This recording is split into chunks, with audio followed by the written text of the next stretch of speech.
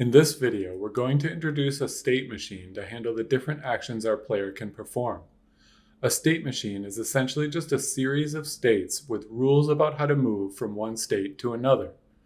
The primary advantage of using a state machine in our case is that we will eliminate a complex series of if statements that we would need to check our player's state before allowing them to perform certain actions.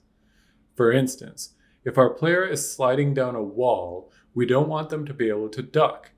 If we were not using a state machine, then each frame we would have to check if the player was currently wall sliding using an if statement and then prevent them from ducking based on the result. This creates what is called branching in our code. And for a number of reasons, both aesthetic and technical, this is considered a bad practice. Instead, we can simply put the player into the wall slide state, and then each frame we only have to worry about updating the player's wall slide action.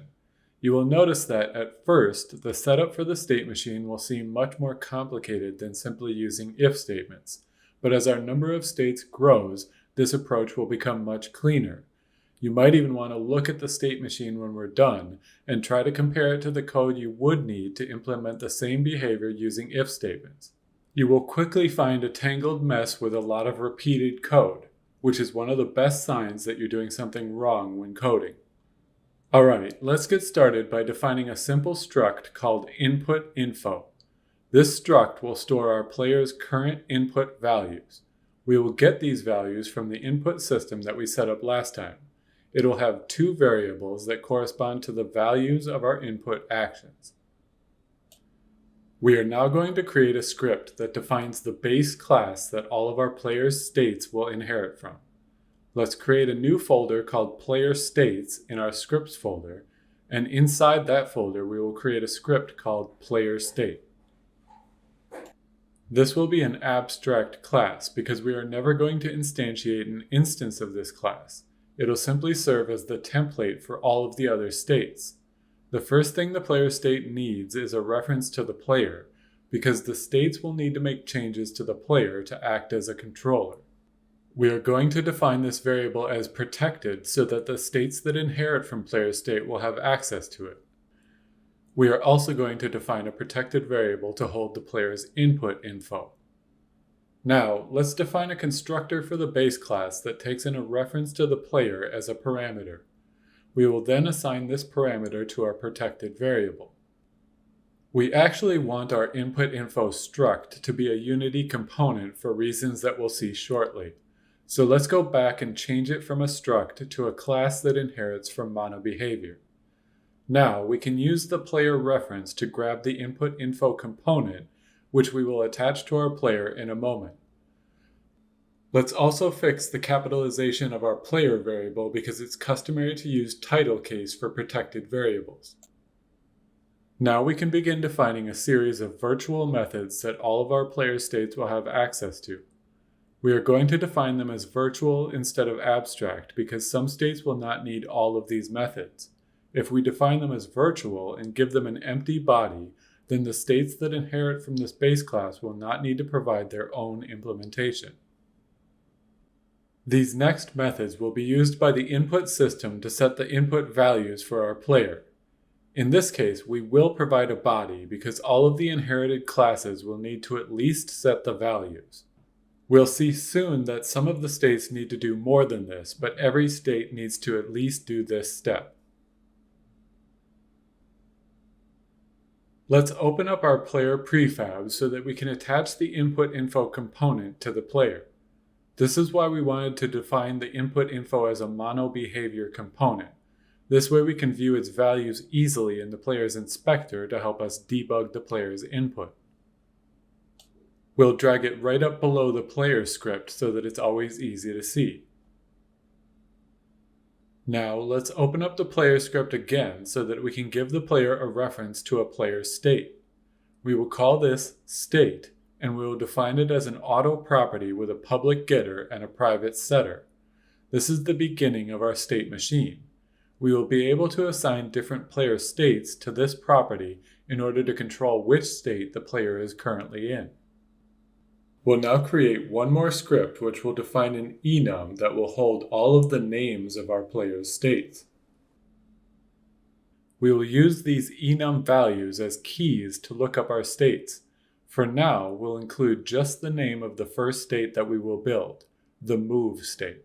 We are now going to begin building our first concrete player state. We will first create a new script called move state in our player states folder, and then we will build out the framework for our state machine. The move state class will inherit from player state, so we'll need to define a constructor that takes in the player as a parameter, and then we'll pass on the player to the base class constructor. Now, let's return to the player script so we can begin building the basic foundation of our state machine, which will be managed by the player class. We'll start by including a player state type variable called state type, and then we'll define a dictionary that maps player state types to actual instances of each player state. Let's use the managed start method to instantiate this dictionary. In C#, it's possible to instantiate the members of a dictionary using an object initializer if we put the keys in square brackets.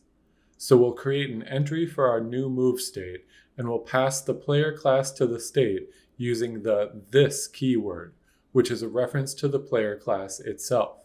You can see this if you hover over the keyword in Visual Studio. We will now introduce a public method that will let us set the current state of the player. We will call this method setState, and it will take a player state type as its only argument.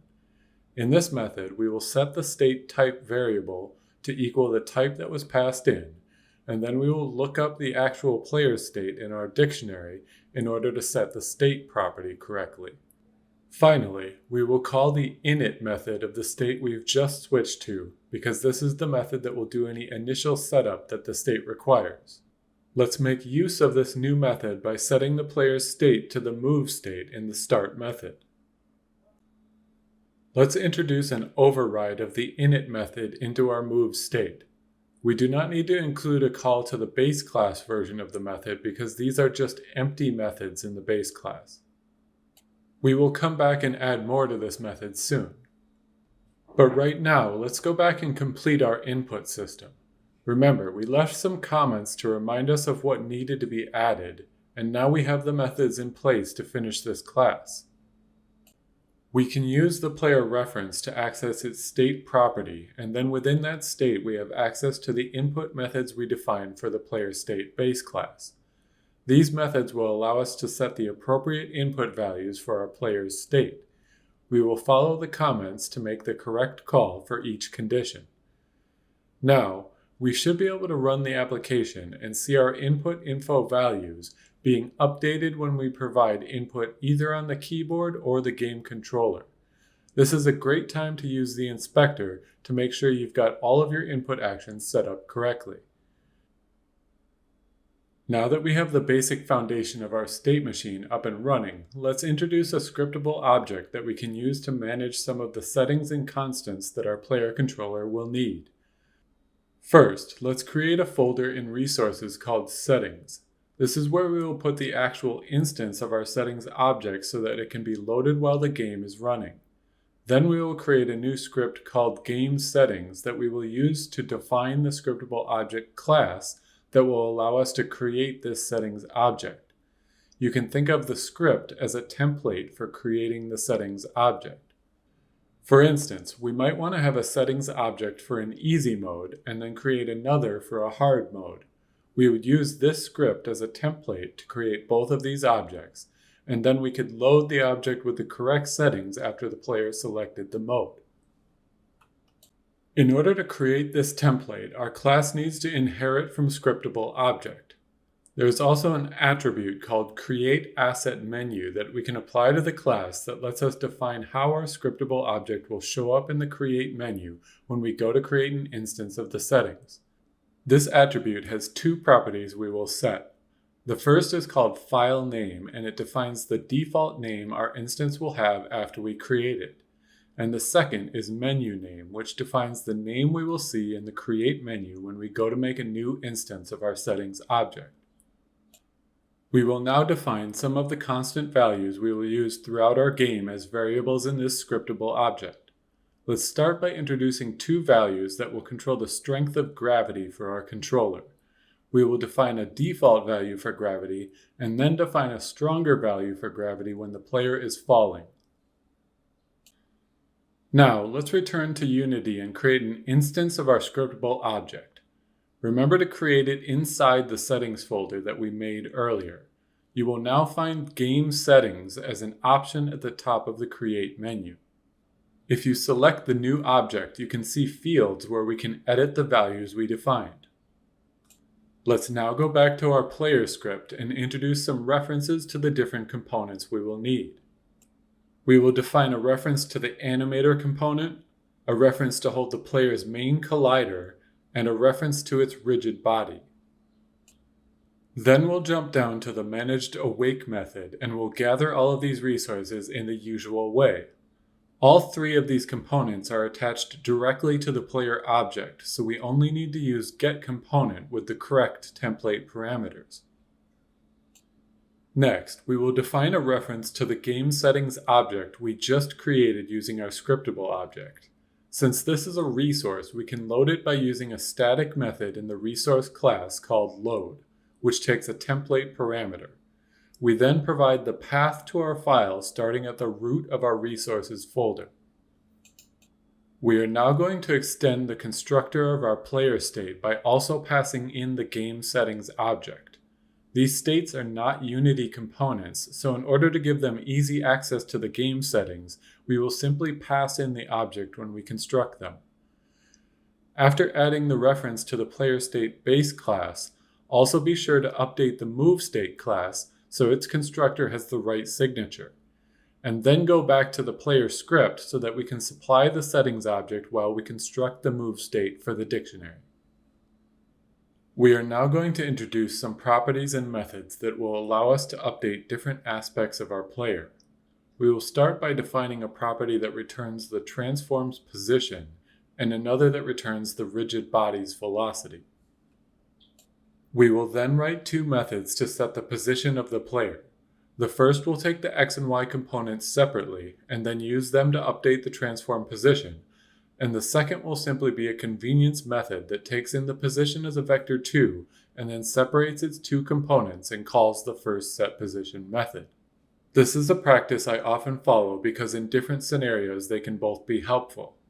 We will also follow the exact same process to write methods to set the rigid body's velocity. And finally, we will create another method to update the rigid body's gravity scale.